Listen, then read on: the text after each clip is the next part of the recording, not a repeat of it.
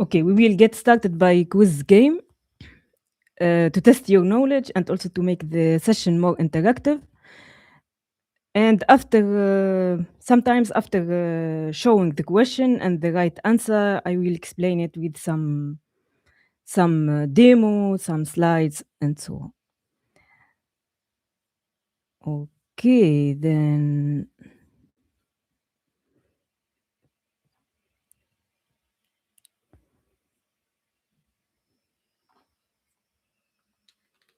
okay, this is our first question. تقول Angular used to be known as heavyweight framework. What modern features helped it to become lean, mean, and high performance? الفيتشر هي switch to a strict diet of Kale and Webpack. It started outsourcing rendering to tiny gnomes. It embraced the Signals API and minimal formality. ولا it deleted all documentation to save space.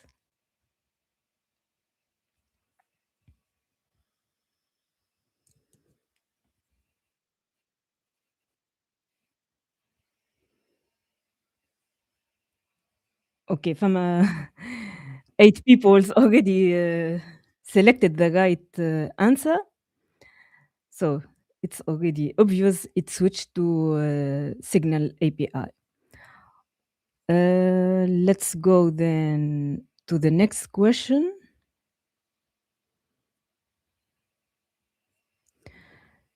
Angular used to require special directives like star ngif and star ng4. What does the modern syntax look like now? Is it hieroglyphics? Is it standard JavaScript logic? Like, for example, those ones. Is it Python code smuggled in a sweet case? Is it binary code?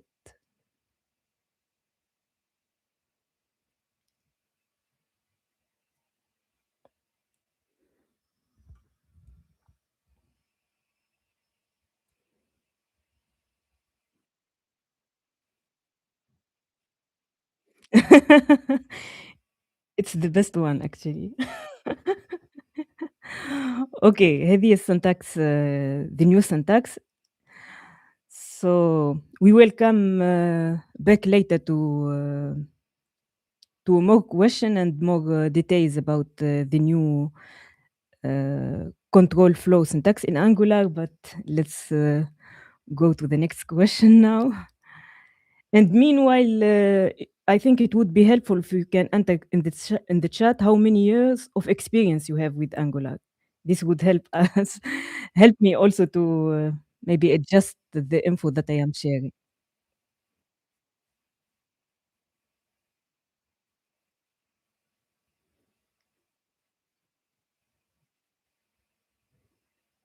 Yeah. Okay. Next question. What does modern Angular app move between pages like home and the setting when you are navigating between home and settings, for example, without jarring uh, white flash of a browser reload. شنو هي التكنيك? What technique is Angular using? Or how is Angular addressing this kind of navigation? It loads everything in an invisible iframe. It uses built-in router to swap views instantly. It distracts the user with a meme while it loads, or it just doesn't let you leave the home page. Time's up. It's also a very easy question. So with Angular, we are handling the navigation with the router because Angular is offers this kind of single SPA, single page application, and when you are navigating, not everything will be retrieved again, and everything will be reloaded. Okay. So next question. Next question على الsignals. You are refactoring an Angular component. Why would you use signal like title equal signal hello instead of regular property? Signals are just a fancy way to declare variables. Signals notify the template precisely when they change, enabling grained updates. Signals automatically save data to local storage, or signals only work with string values.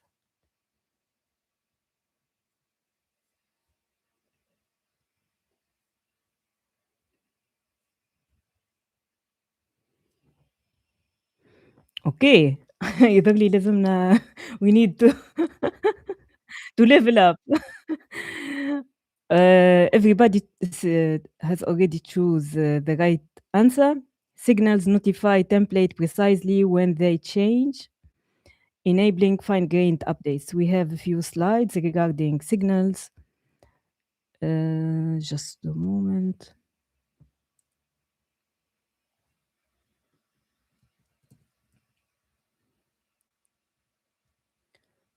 So, by the way, this is one of the Angular apps. I was building such an Angular app. It was Angular 9 or 8 in 2019, and this is just one of the web performance issues that they have faced. It was just loading performance. It wasn't runtime or rendering performance. My app was struggling, and it took it over 40 milliseconds, over 40 seconds to load the page. And even Lighthouse wasn't able to calculate all. No, at the beginning, Lighthouse wasn't able to calculate the performance, but after some improvement, it gave me that the performance score is just 4%. This was my colleague laughing on me after I shared those metrics about the application. Let's um, and those are a few breakdown actually of the web performance, because when we are talking about web performance, we are not talking about just one single concept. في الويب performance فما يعني برشا أنواع. We have load performance. Load performance is one of the first web performance that the user faces, because at that phase, the application or the browser is loading the resources, the JavaScript, the CSS, and so on. Then we have runtime performance. وruntime performance هي نوعا ما فخ، هي pitfalls, because many developers don't notice runtime performance issues, and most of the time end users اللي هم اليوزرز الحقيقيين are the ones that notice in many cases runtime performance, because they need to stay on the page for long hours, for example, and don't reload the page and so on till because this is the normal behavior of the end users. لكن احنا معناها as developers we refresh the page multiple times as we are changing the code, then we reload the page, and we may not notice that it's not smooth enough، ماهيش يعني سريعة. But nevertheless, we can try to simulate an end user session. For example, when we try to click on some buttons multiple times, or repeat the process multiple times, some scenarios on the page without reloading it. And at the same time, we need to, for example, to take some metrics. نجموا ناخذ quelques metrics على الperformance using dev tools. For example, I will show you some example on how we can measure those kind of performance. So a runtime performance, معناها it measures JavaScript execution speed. It takes care also, or it is related to the memory usage.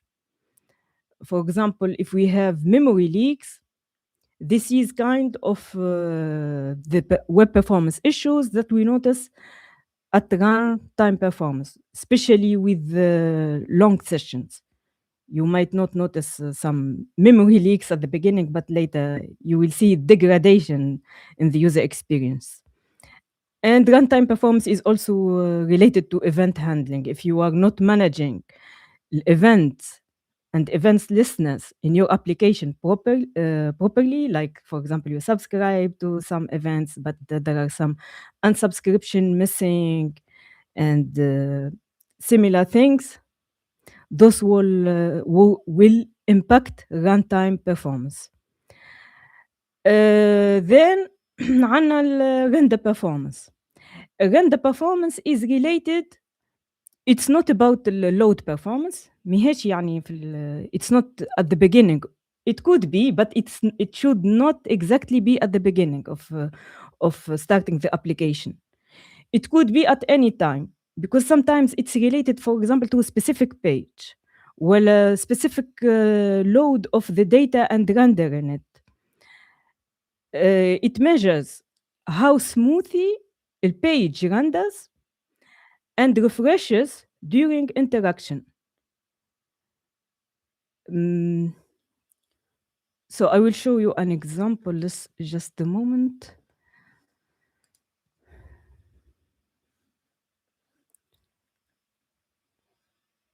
أنا لنا example اللي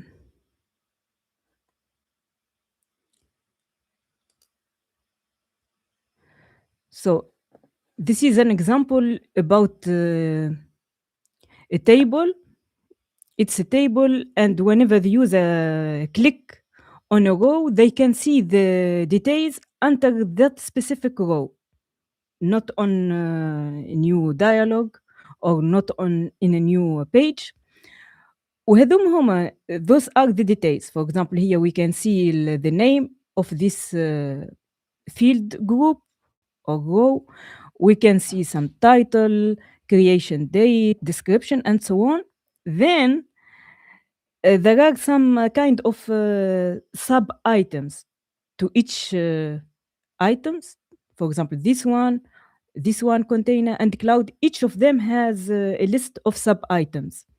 And when the user click also, they are per default displayed as labels or tags.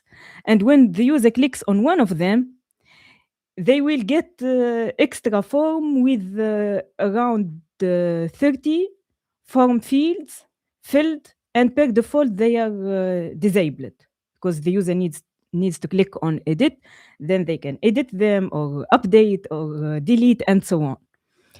And the number of those sub items is variable. Each row in this table, for example, this one has just 12 fields or sub items, but there are some items who has, for example, 60 sub items. So in this case, I have just selected address, so I will see just its form. But if I select this button says show all. It will show me all the 60 or all the 12 forms for all those items and this at the same time. And that was a great scenario where we faced render performance. It wasn't the problem wasn't loading the data. It wasn't because the amount of the data is too big, because the data we monitored it and we checked it. All the data was already loaded as JSON from the backend, but it was just rendering. It was showing the forms and filling them with the data. So let's come back to the render performance. Then I will show you how can you check whether the performance on your page is render performance or not. So that's why the render performance is checking how smooth the page render refreshes during interaction.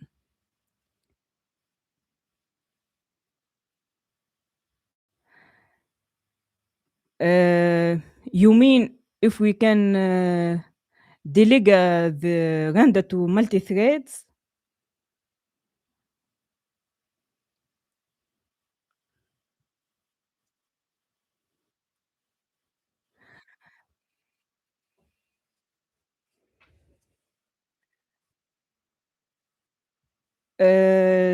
using on-push change detection is helpful for just a moment, is helpful for the runtime performance because on-push change detection, when you have on-push change detection, let's say you have a page and you have different component on that page. If the user now is in this component and you have on-push change detection there, then when the user is interacting with the browser, let's say he's interacting outside that component, application will browser won't listen to the events there. It will listen just to what is in that area. And this is something related to event handling. So on-push change detection will alleviate that case. But it won't, in the example that I have showed, the application was already using on-push change detection, but it doesn't have something to do with the on-push change detection. So we already have it, it didn't help. But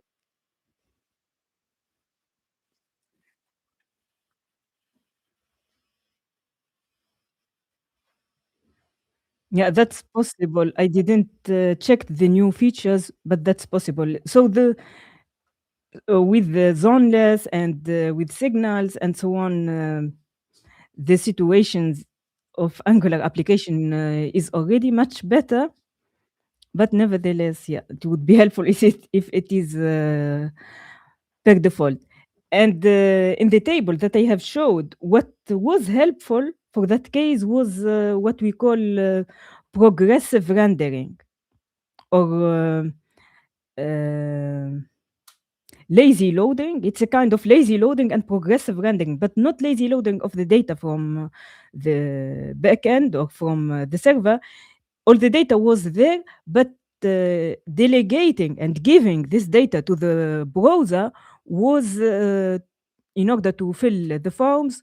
I changed it. For example, when I have, for example, let's say 60 subfields or sub items, I give it, for example, let's say 5 items. Then the application will take those 5 sub items.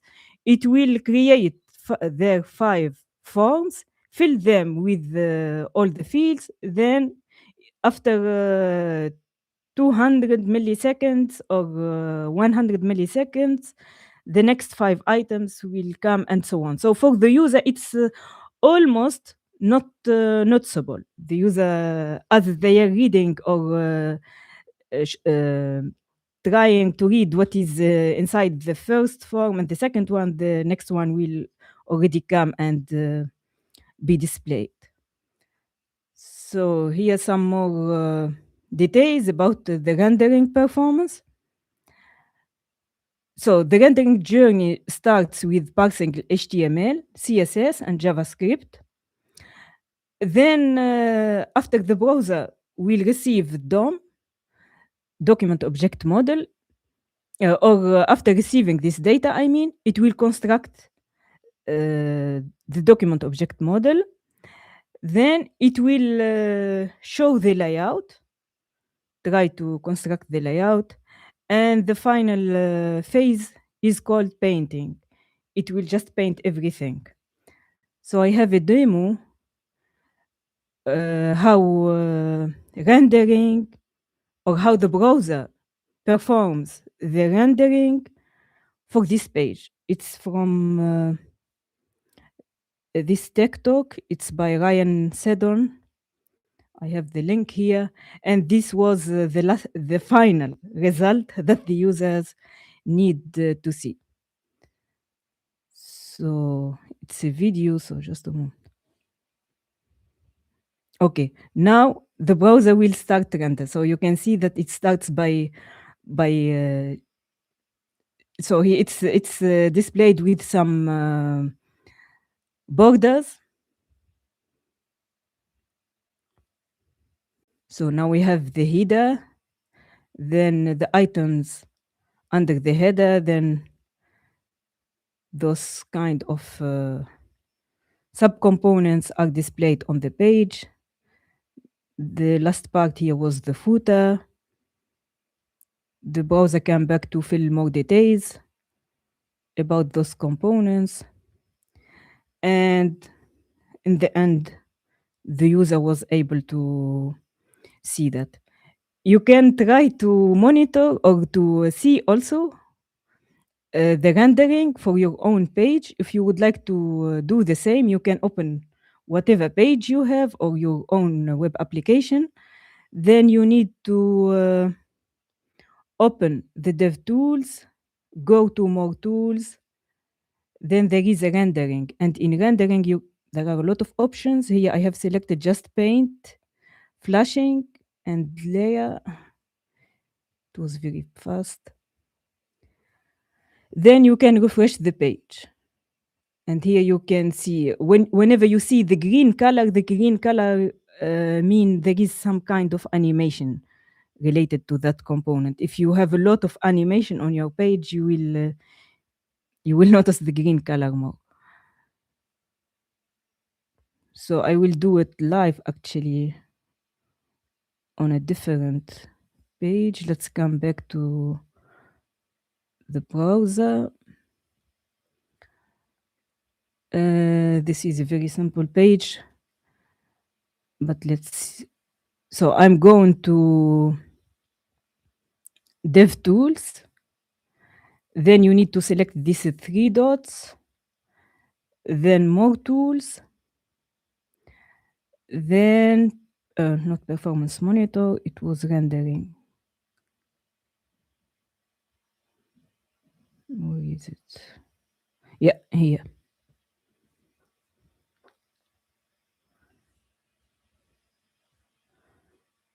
So here I can select paint, flashing, and layer borders. Layer borders helps you to see what elements are there. Without layer borders, you can't notice it. Oh, let me. Yeah. And now I can refresh the page. If your internet connection is not slow, then the process will be very quick and you won't notice it. A lot of things, everything will happen quickly, but you can try to simulate a slow connection. Or, for example, go to pages like LinkedIn or Facebook, because there are a lot, for example, in Facebook, a lot of ads. In LinkedIn, also a lot of components. And I expect the process to be slower. Or if in your application you have, for example, some charts, some diagrams, and such kind of animation, the process will be slower. Yeah, and regarding the load performance,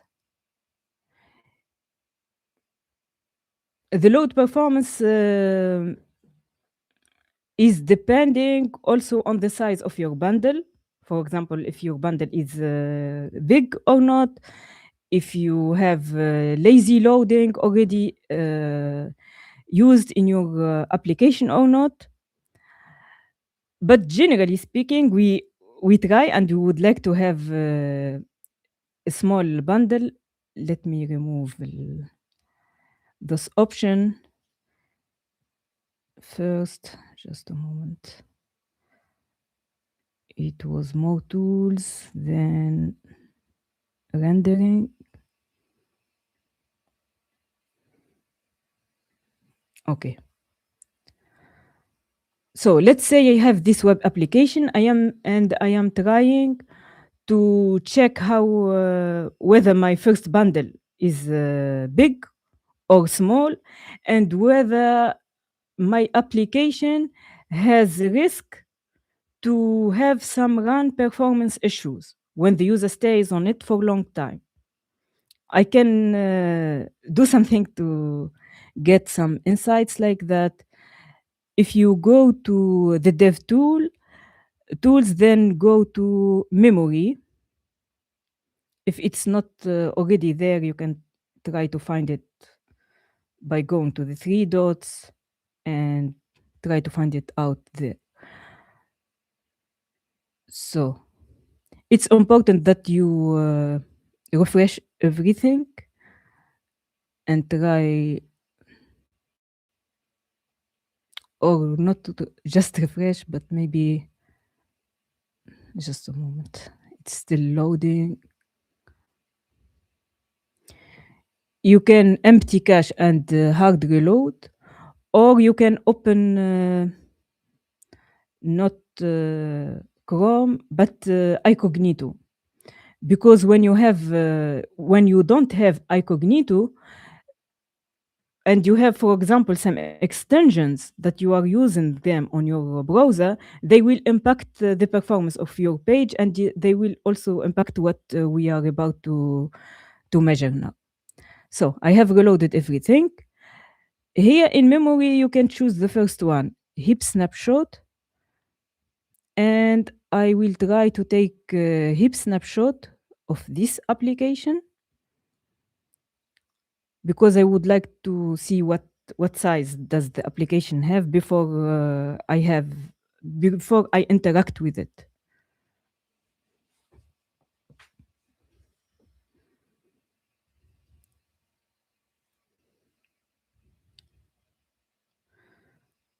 So calculating objects. So now we have our first heap snapshot. It's 65 megabyte.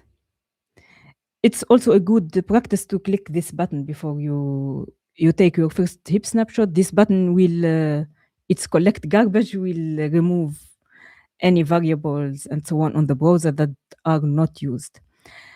And after you take your first heap snapshot, you need to interact with the app, try to perform some scenarios, especially the scenarios that you have some suspicion, you are suspicious about them, or you notice that whenever you go or you open a specific dialogue, or whenever you go to a specific module, it takes long time, for example, to load, or when you click on a button, it doesn't react immediately. There is some degradation and some slow interactivity. So let's just let's click here. I'm just trying to click randomly.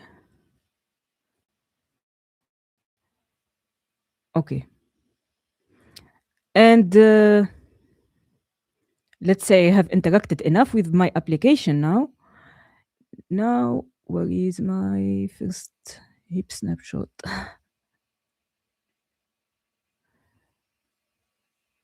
I don't see it. Okay. I'm taking the second heap snapshot. But I need the first one also. So I will I will take a third one because I need to compare them.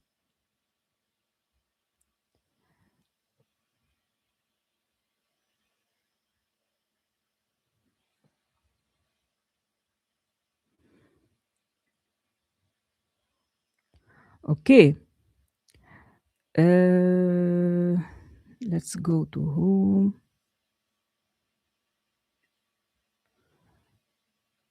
Okay, let's just click anywhere.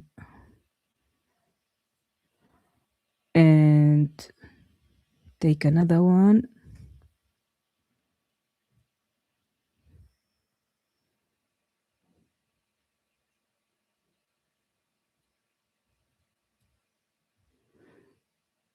What we need to focus on when we are taking multiple heap snapshot is the difference in the size. Whether, for example, there is a consistent increase in the heap snapshot. If the heap snapshot is almost always bigger and bigger, and it doesn't come back to it, to nearly its original, not nearly its original, but whenever there is a continuous increase in the size, then it's possible that the application have some memory leaks. So in this case, it's normal. There is some 6 megabyte difference. Let's say I have some suspicion related to this scenario that I have done now. I went to the settings and so on, and I would like to understand what is causing this increase in the size. So as you can see here, you see summary, and there is comparison. I can select comparison. Here per default, it's already snapshot 2 that was selected because I just have two heap snapshots. But if I have multiple ones, that I can select another one to compare with. And here as a result, in arrays, for example, what this table tells me, it tells me there are 21,000 or almost 22,000 new objects or arrays in the new heap snapshot.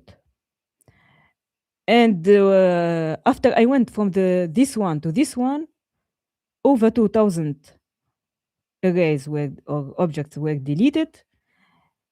And this is the difference. So the difference is huge. It caused an allocation of 700 kilobyte. When I go to functions, for example, here I can see the number of the new functions in the new heap snapshot, how many were deleted, and the difference. Yeah, you can select whatever you want. Here, for example, SVG or event listeners, and so on. So this could be helpful for you if you have some performance issues and you need to investigate. And just like comparison, there is also, you can see the statistic visually. If you select statistic, then you can see in the second heap snapshot, for example, we have this yellow part. It's 23 megabyte and 23 megabyte of non-JavaScript objects. We have, for example, almost 23 megabyte strings, the code, how much it does occupied, and so on. If I go to the first one and click statistic, so you can switch between them and see the difference. So it's already clear that the second heap snapshot has this yellow part much bigger than the other one. So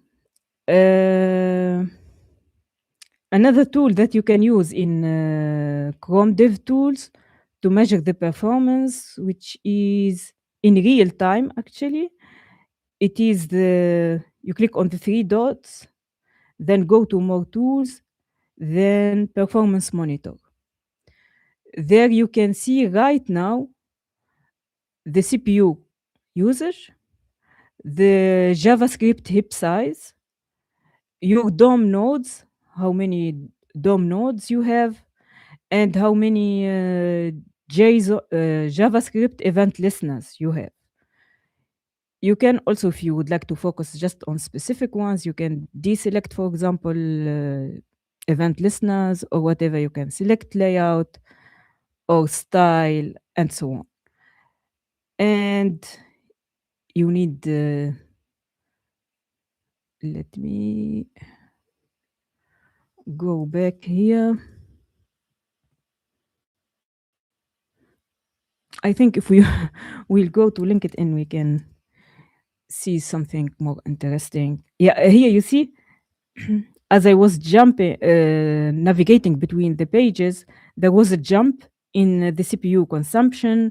The JavaScript heap size also jumped. Then it came down. When it came down, it means there are some new objects created, then they were deleted for example, from the page because they were not there. But if they were not deleted and there was no memory deallocation, then that's the problem.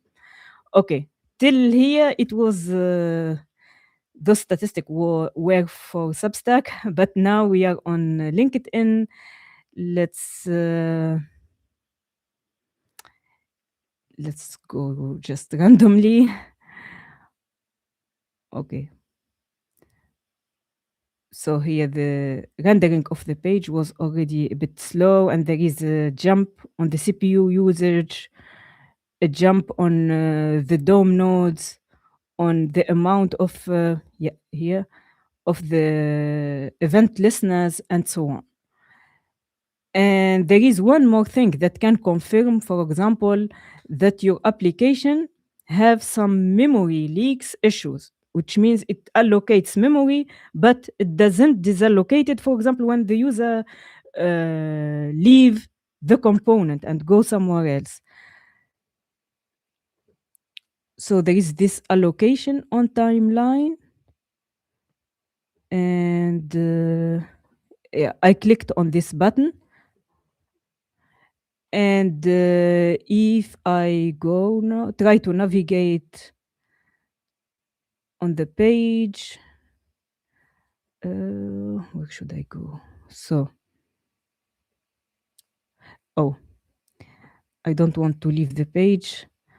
I want just to stay on the same page. Let's go to home. Yeah, that's what I wanted to show. You see this blue line? Every blue line means there is a memory that is allocated. And if your application is working correctly, it's okay to see some blue lines, but after a while, the blue lines should transform to green lines. Every gray lines, sorry. Every gray, like here. Gray lines means the memory was disallocated. It was removed. But if the blue lines stays, this will cause degradation in the memory after a while. And here you can see there is some hints about how much memory was allocated. Okay, let me just click randomly and see what will happen. Yeah. And then after you stop it, you can also try to understand why we have a lot of memory allocation here, for example. You can try to yeah, here you can select it. You can select it, but we need to wait till the calculation is done.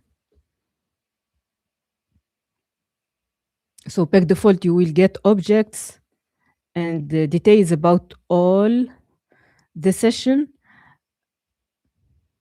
So objects, CSS, style, rule, system context, CSS, media, Windows, performance, and so on. But if I select just this part, let me make it smaller. So I can get more details about it. Well, by which, for example, strings, which arrays, which objects or event listeners this memory was consumed. Here I see that there are even some regular expressions that consumed part of that memory that was allocated. You can also open here the details, bytecode array, and when you select one of them, you can get here on the bottom more details. If this application is an Angular application, you can even see sometimes the name of the component that was called in that blue line and needed some memory to be allocated. And so just right now, I have seen a lot of CSS and style sheet related objects. So I expect that the amount of rendering here in LinkedIn is considerable.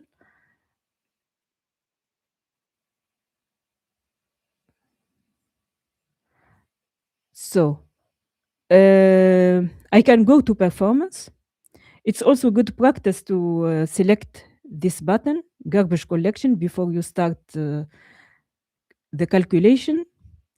You can choose if you would like to also get some screenshot, if you would like to measure just the memory. So I will just let it with its default state, and then I will click on this button. After you click on that button, you need to perform a scenario, just the scenario that you were focusing on, and you need, for example, to investigate it. So the rendering is already, and loading of the pages is already slow. Let's go to jobs again.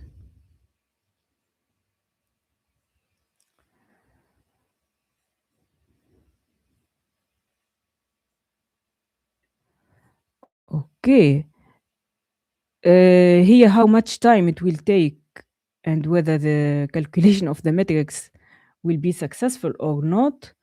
It depends from your machine resources. If you have, for example, tons of open tabs and your machine is already struggling and so on, sometimes, or the page is very, very, have some issues, or the scenario that you have performed is too long, sometimes it fails the calculation.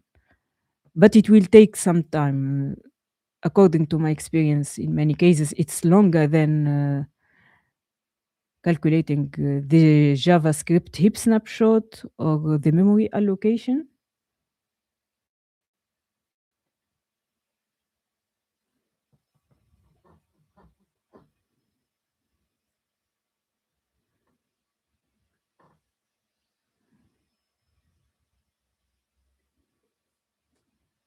And by the way, if any one of you have already faced some performance issues or needed to give some details about the performance of some web applications, please let me know in the chat.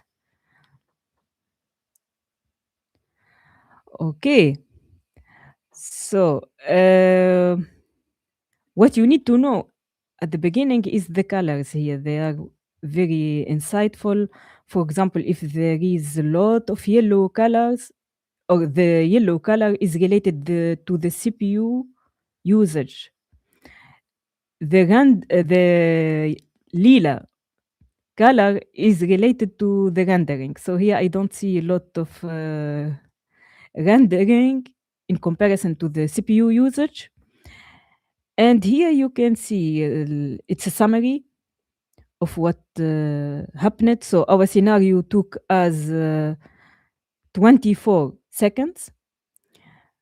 The scripting, just the scripting, it took almost 5 seconds. So the scripting could be, for example, some calculation and logic related to some JavaScript objects and so on. The rendering, it took over 600 milliseconds, painting over 200 milliseconds, and loading loading was 150 milliseconds. You can see the whole diagram just like this. Or, for example, let's say we would like to understand what's happening here. I can select the specific part that I would like to investigate more. And when I select it, I can get more details about it, or just its own details without the details related to the other parts that maybe they are not helpful. So you can see here, you can open animation or interactions. If there are some layout shifts, you can also see them. Layout shifts are also one of the bad things that can lead to frustration on the end users. And what layout shifts means, they means, for example, when the page is still loading, and sometimes the user understand that the loading was already finished, and they try to click on a button, and while they are trying to click on the button, some other components come to the page, and the place holder of that button will be shifted, and the click will be triggered on a wrong place. This could lead to frustration. But let's say the user was trying to cancel an order, but then they found themselves clicked on order, not on cancel order, or clicked on pay, go to the pay your order, and while they were trying to cancel their orders, this could be very frustrating. I noticed this issue also sometimes.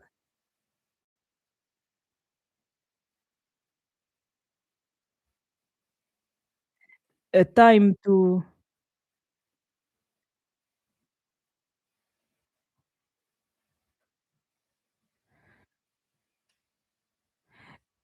yeah, they just a moment. I think I have a slide about what you mean. Let me just verify if that's what you mean or not. So we have those when the page is loading, it's not finished yet. So the navigation will begin. The user have called the URL. This is time to first byte, just time to first byte that has arrived. Then there is the first paint, just it is something that was displayed there. The first non-blank paint. Then we have first contentful paint, so which means the navigation has successfully started. Then we have the first meaningful paint, which means the page primary content is visible, not everything, but the basic components are there. Then we have the page will be visually ready, but it doesn't mean when you interact with it, it will respond to your interaction. So at this stage, page looks nearly done. Then we have here this key. So this is very important. First contentful paint. We see it also on Lighthouse. It gives you whether your first contentful paint is red or in the green area, which is good or needs some improvement. And time to interactive means that the page is visually usable and engageable. And this will lead to the end of the load life cycle when the page is fully loaded. And this whole journey has three key phases actually. The first phase is uh, is something happening on the page? Is the page useful? Can you, for example, read it? Can you see what's there, even if it's not interactive? Then we have whether the page is usable. You can click and it answers and so on. So,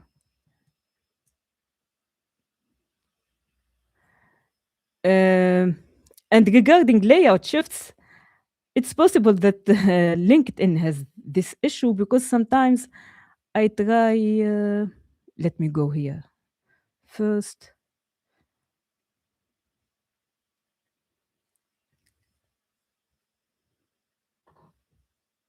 It happened to me actually multiple times.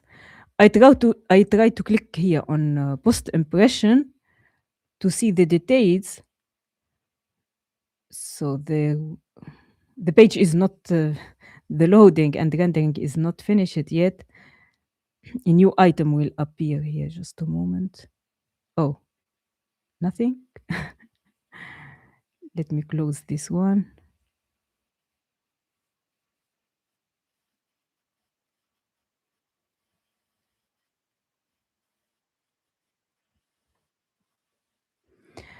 So you can take for example, the performance timeline record, or you can take heap snapshot.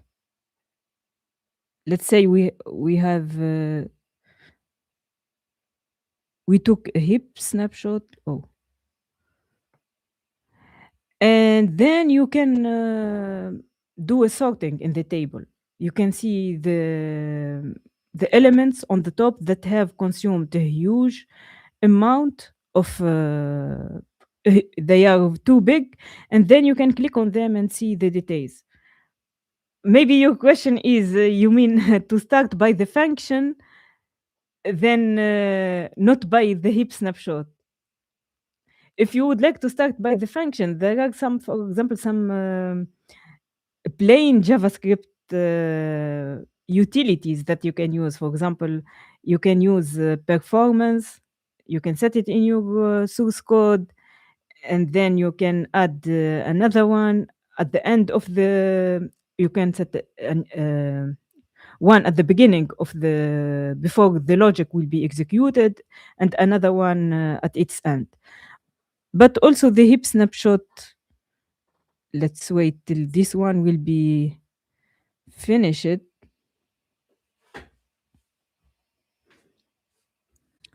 You can get also some insights about it.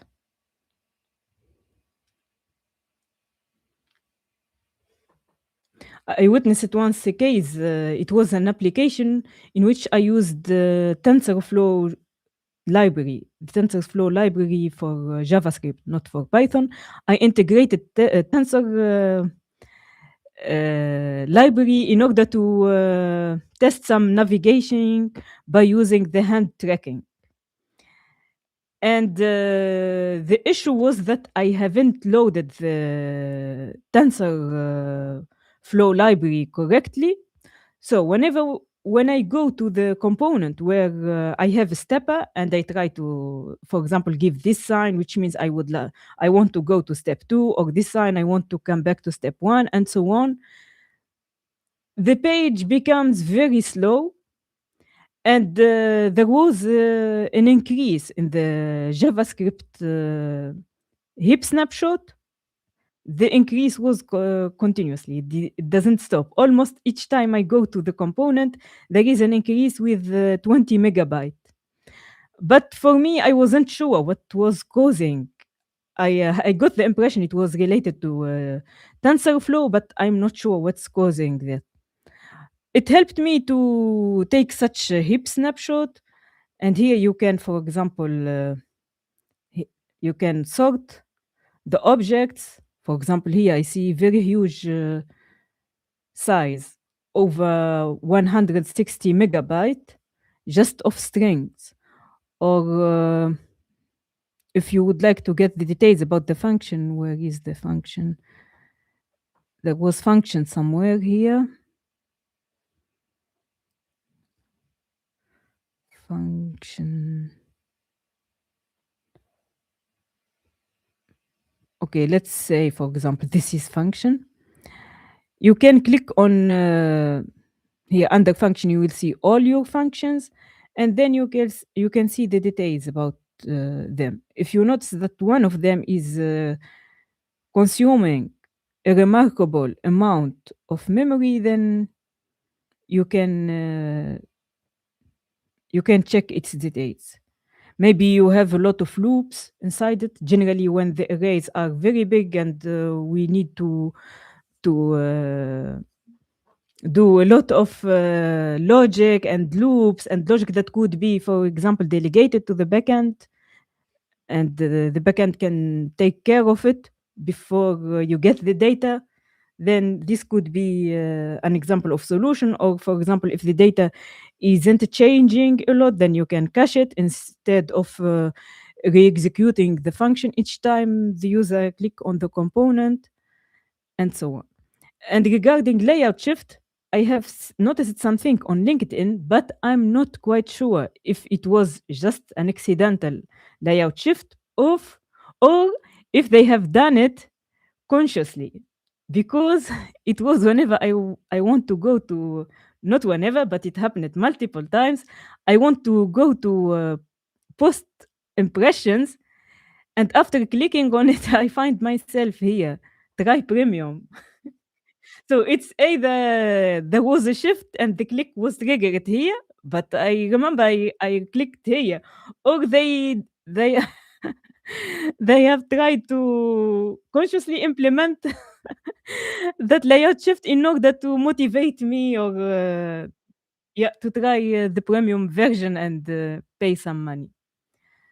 So, and but generally in application where there is a lot of advertisement, layout shifts happen multiple times because advertisements are loaded at runtime. They have some placeholders. Maybe at the beginning, just a few space was allocated, but while you are trying to click on an element, the ads was rendered, and you find yourself clicking on the wrong place, like in this scenario.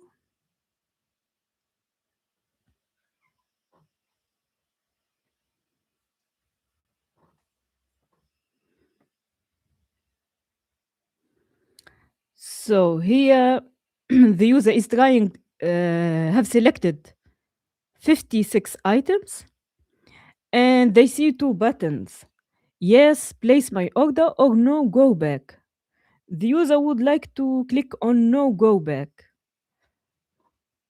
So, but while, yeah, while they clicked on no, go back, the ads was appeared and caused this layout shift, and the click was triggered on yeah, on the wrong button.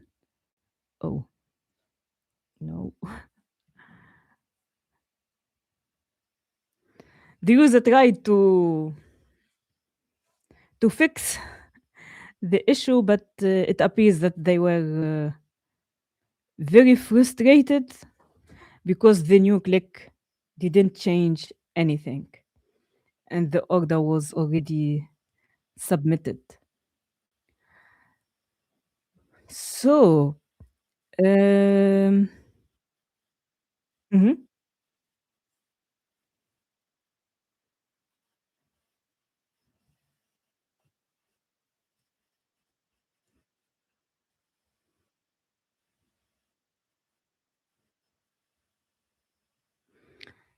When you change pages routes, API calls does automatically stop or they still work? That's a very good question. It depends on what you are using. For example, let's say you are using Rex.js. There are different kinds of scenarios and utilities and features that you can use. For example, you can implement your application. This is, by the way, not just related to the case when you are changing the navigation. It could be, for example, you clicked on the component to see the list of all the orders, but after you clicked on it, your token was expired and you will be redirected automatically to the logout. You will get the logout, and then the question, how the people who implemented the application, how do you want the application to handle this case? After the user will log in, would you like that the API call will be send it again because the first one was already sent. The first one get all orders, but the backend, the server responded, "Hey, token is expired. The user is not authenticated. You need to go to the login again. That's why you were logged out automatically." Then you can implement your application in a way when such, for example, a case happen. Do you want the API request to be sent again or not? Um, did this answer your question? Salem, who was asked the question. So, then let me close this LinkedIn page. We have some questions, by the way, or at least one question regarding routing. Later, let's go to the next quiz. Then we will come back to the. Okay. You wrote this code, but the template shows object signal instead of Batman. So this is your code. You have hero name, its signal, its value Batman, and this is your template. What's wrong? Signals can't be used in templates. You must call the signals as a function. The signal name must start with the dollar, or you need to import signal module first.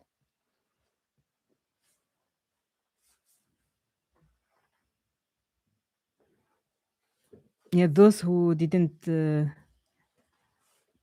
call the quiz, thanks Aziz for putting the link. You can call the URL and participate.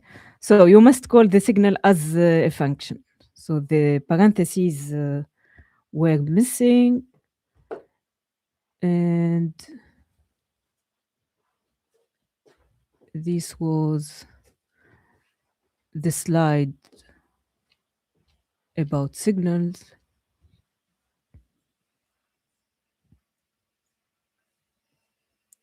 So signals were introduced to address the performance issues in single page applications, and without before introducing signals, Angular was actually checking all properties and even unneeded changes.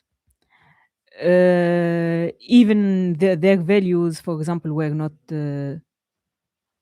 changed, and it was wasteful. And with signal, you can create a signal with by calling the signal function, and you can read it by calling it as a function. And here, just an example of displaying its name. And what was wrong in that example was hero name without parentheses, and it needs to be called with parentheses. Okay, let's go to the next question. I think it is about control flow.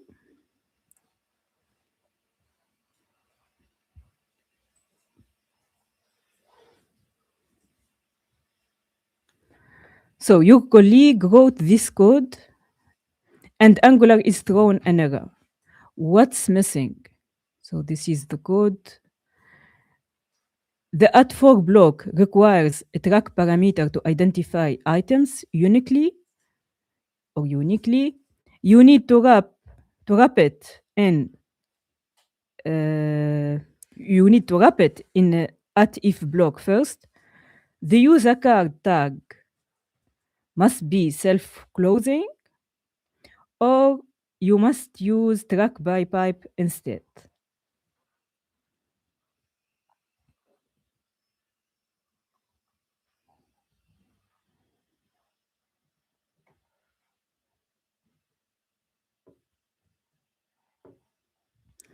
Okay, 3 people picked the right answer.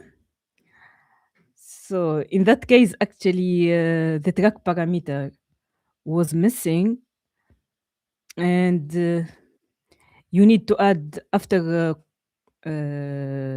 colon track, and then you can choose how you would like to track your items. So why the change in Angular is that with the new syntax, track is required. It's not optional to prevent accidental performance bugs, because with the old NG4, there was track by, but it was optional, and many developers often forget it. And this helps Angular to identify which items is changed, moved, or added.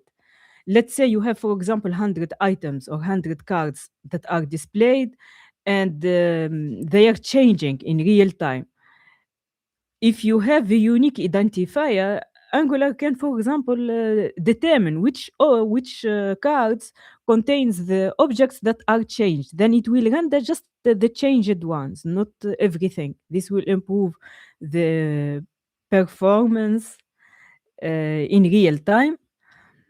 And here are just some examples or approaches you can, for example, track by ID, track by a specific.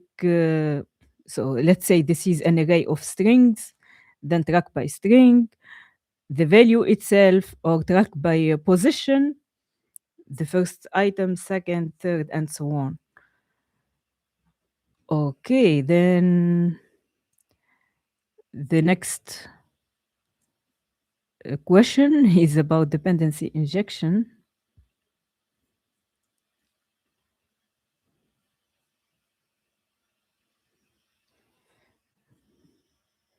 So there is a question in the other chat. Let me just read it. One more thing I observed on a website, they lazy load the top content after user touch, then layout shift, and user always click on the wrong URL. Yeah, this is also frustrating scenario for the end users. So,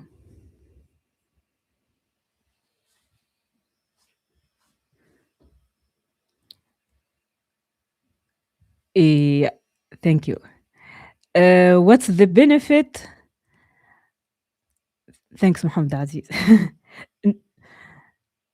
What's the benefit of using the inject function over constructor injection? So this is the old approach in Angular. You declare a component, then you have the constructor, then you can inject, for example, your services, like here, hero service in the constructor. And the new recommended approach is you still can use constructor, but it's recommended to declare your the services that you need injected in this component this way. Oh, so what's the benefit? So I'm glad that all of you selected the correct answer. So inject can be used outside constructor, enabling reusable logic. And here are the advantages of using inject. So you can just initialize a field by calling inject. And or for example, you can use a reusable injection function like this one. There I am creating a logger, a config, and I am returning log message, logger, blah, blah, blah. And here I can reuse this injection function in this component or in other components. So inject lets you write the logic once and reuse it anywhere. And this pattern in Angular is called composable injection. So then the next quiz is about standalone components.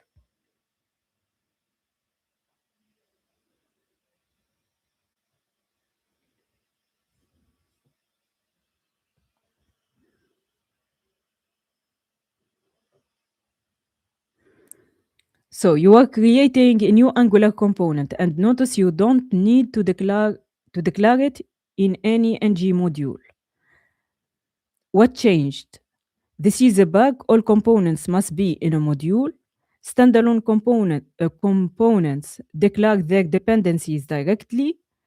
No module required. Components now auto-register themselves globally, or ng modules were removed from Angular entirely.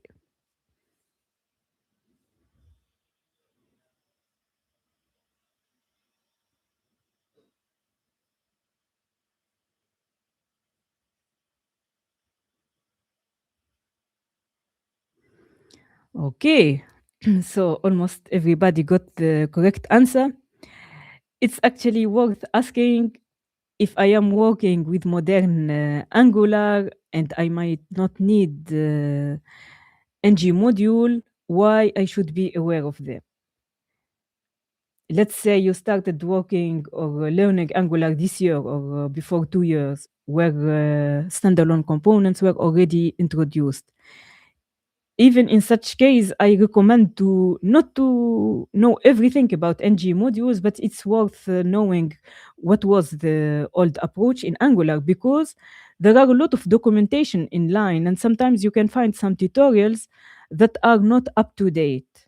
So when you see them, then you can, if you are aware about ng modules, how it was used before, and it's not deleted, by the way. It's still a valid approach available, but it helps you, for example, to notice some not up-to-date content or tutorials, or sometimes some LLMs and AI models. Even though you ask them to use the new Angular features, they use the old approach. It's helpful, for example, to tell your AI models or LLM, hey, please check this. You can give it the Angular blog website, tell it today version 21 is available, because otherwise it might tell you, hey, the last version is 19. And then you ask it to follow that the new recommended approach. So with standalone component, they declare dependencies directly. And this is, by the way, an advantage and disadvantage at the same time. So this is the old way of how we were declaring, for example, we were declaring a module, all its components, and all the dependencies that are needed by all the components. For example, let's say forms module is not needed here, but it was needed in another component that belonged to this module. Then we need to declare it there.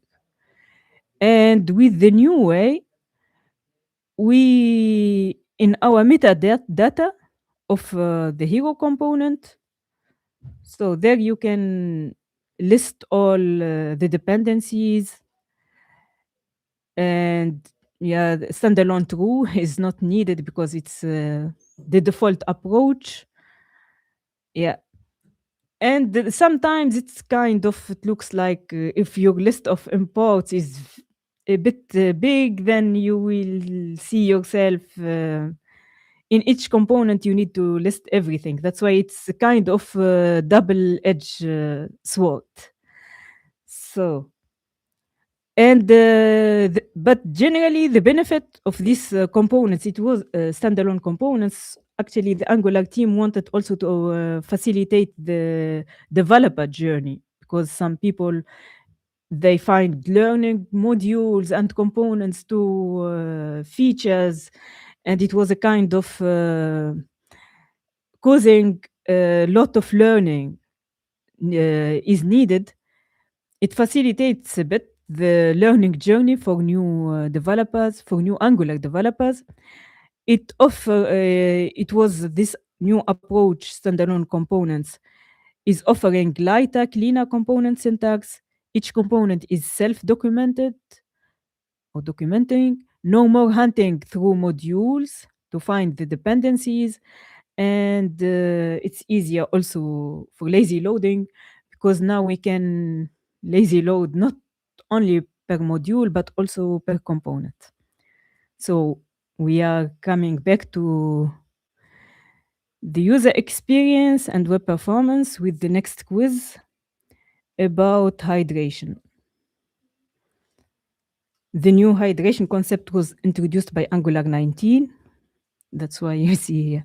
So your Angular app uses server-side rendering. The page loads fast, but becomes interactive slowly. Angular introduced incremental hydration. The incremental hydration, I mean, was introduced in 19. What problem does it solve? It makes the server render faster. It lets you control which component hydrate first using @defer. It removes the need for any JavaScript, or it only works with static websites.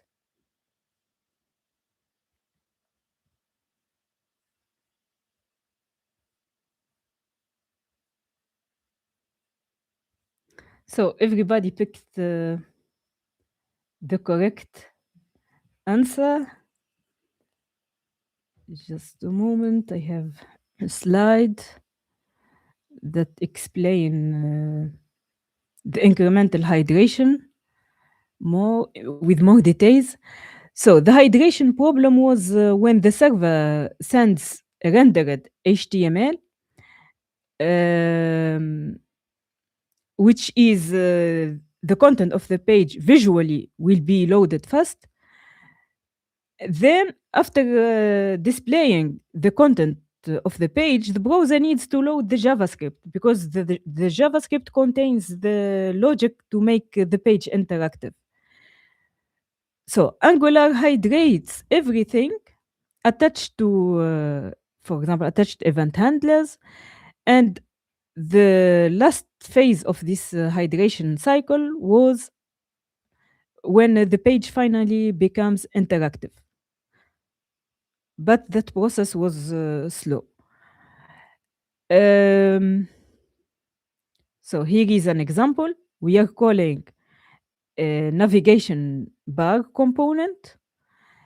And with this syntax in your template, this component will be hydrated immediately, which means we need everything related to that component, just the JavaScript and everything in order for it to be interactive immediately. And Angular 19 introduced this add differ. And here you can add the condition. You want to hydrate this component, but you add your condition when you would like to hydrate it.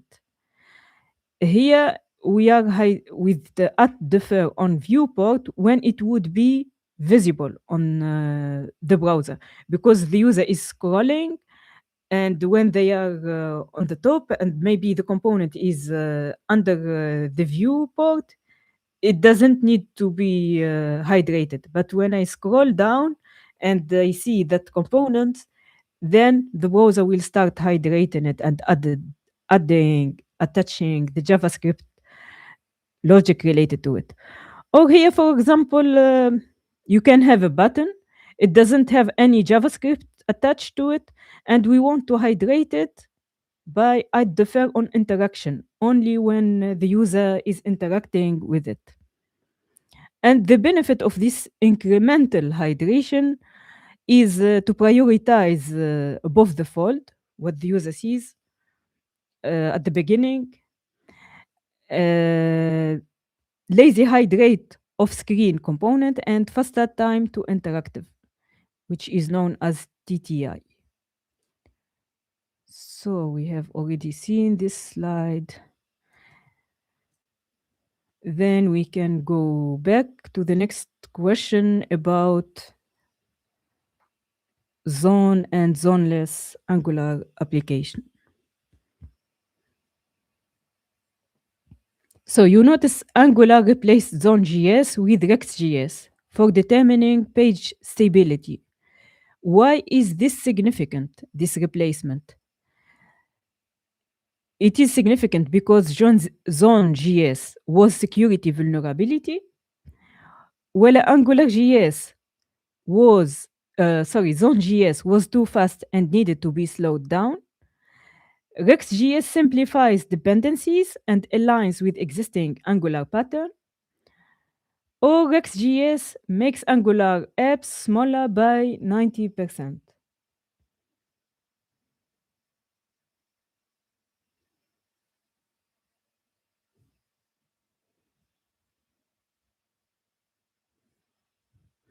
Okay, everybody picked the correct question. React.js simplifies dependencies and aligns with existing Angular pattern. So here, zoneless is the new Angular approach. Or yes, the new Angular approach, which is using, in this approach, you can use React.js for stability checks. This approach also works with signals for fine-grained update, and it's better for debugging capability and aligns with existing reactive patterns. Because with the Zone.js, it has some bugs, for example, sometimes, but it's outside the control of the Angular team themselves. It's an external library. Even if there are some issues in that library, they need to reach out to the team or to the people who are responsible for it to fix some issues. And by removing the obligation to use Zone.js, Angular was also able to improve the developer experience. It's simpler mental model, so you need just to learn, for example, Rex.js, not Rex.js and Zone.js. You can get better performance, debugging, and of course, you have just one library less to understand and learn. Okay, next question is related to the incremental hydration. It's about event replay. So السؤال يقول a user clicks a button before Angular has hydrated that component. In the old days, nothing would happen. Before hydration, nothing would happen with the click. What does Angular's event replay do?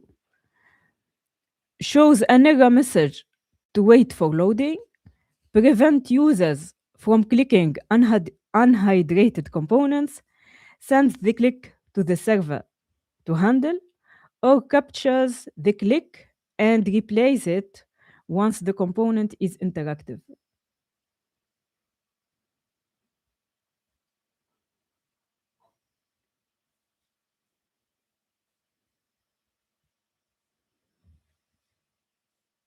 Okay, time's up. And the fourth option is the correct one. And here we have, so one of the advantages of event replay is that it helps to handle impatient users who try to click tons of time when a button doesn't respond. So this is the frustrating scenario. The page renders, it looks ready. User excitedly clicks on add to cart. Nothing happens because the component not hydrated yet. User clicks again and again and they will become frustrated. And finally, after the hydration will be done, nothing was captured. All the clicks will be wasted and the user needs to re-click again. But with event replay, page when the page renders and looks ready, users can click on add card. The event will be captured and queued. It will enter queue, and when the component will hydrate, the queued click will replay it automatically. So the user don't need to re-click like in these scenarios, which is helpful for the user experience. So the result is users don't notice hydration delays. This is very important. Actions aren't lost and better perceived performance and fewer rage clicks. So then this was the next quiz is about the root or Angular router.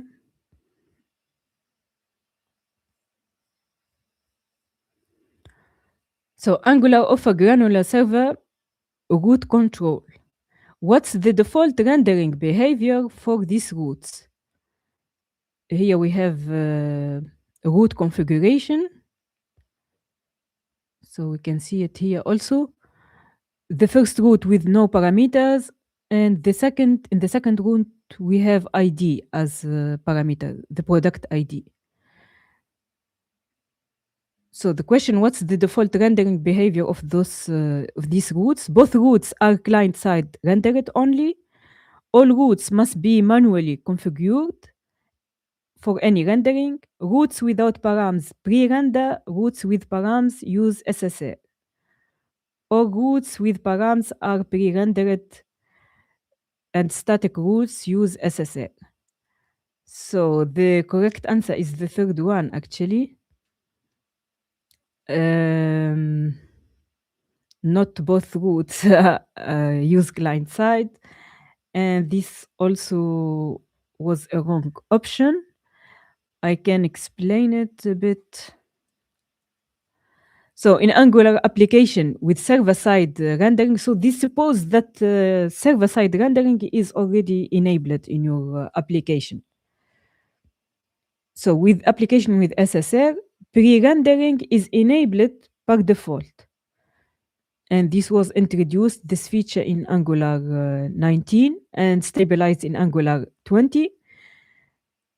With this SSR enabled, static routes that doesn't have any parameter like slash home, slash settings, slash profile, etc., are pre-rendered with the static site generation or SSG by default at build time, producing static HTML files. But dynamic routes that have a parameter like ID, those cannot be pre-rendered because we don't know which ID will be selected, which product will use a click on then they want to see their details. That's why they cannot be pre-rendered without knowing specific parameter values in advance. So they default to server-side rendering on request unless you explicitly provide get pre-rendered params function to render certain instances. So there is also, you can also need use render mode, for example, render mode.server, or to modify the default rendering behavior. Because as I said, with SSR, you have a default SSR for static routes and routes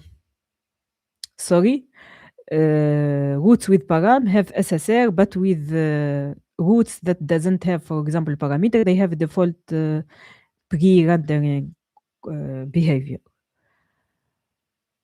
Okay. Then I think this was the last question, and now we can see who was the winner in the quiz. Abdurrahman Mehdi. Congratulations. Ali, Sky, Selim, Mabruk. Congratulations. You can also see your score. I can also scroll down to see the rest of the participants. Tarkan, Bilal, Ahmed, Abdu, Haytham, Hedi, Arif, Nihad, Suhail. Thank you, all of you, for your participation. Yeah. Inshallah تكون كانت fun. I hope it was fun. Yeah. So, I don't know when was the plan to end the session, but if it's okay, then we can dedicate more minutes for Q&A if there are some open questions.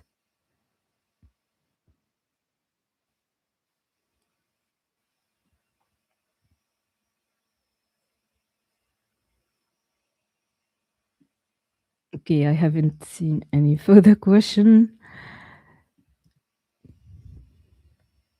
So regarding the slides, I have few more slides, but I'm not quite sure if we need to go through all of them.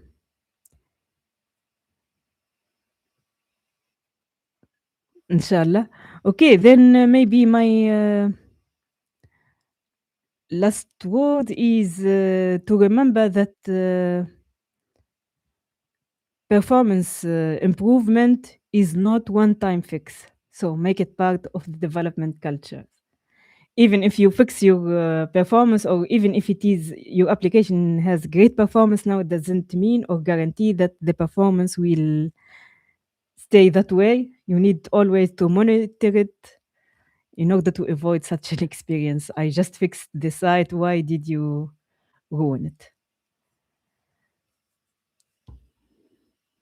So then محمد عزيز نخلّي لك الكلمة.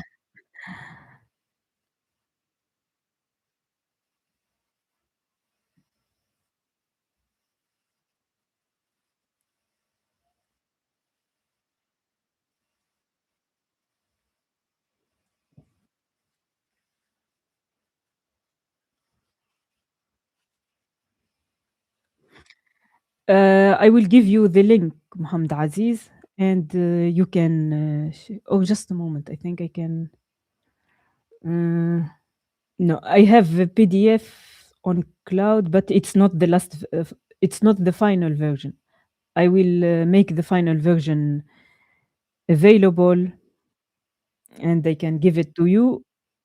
Yeah, I think I will yeah. Okay, that's it. I will share it to you and you will share it with the audience.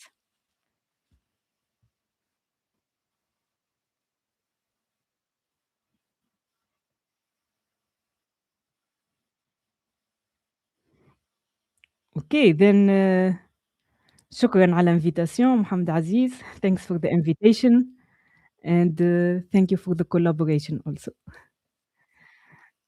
And see you next time.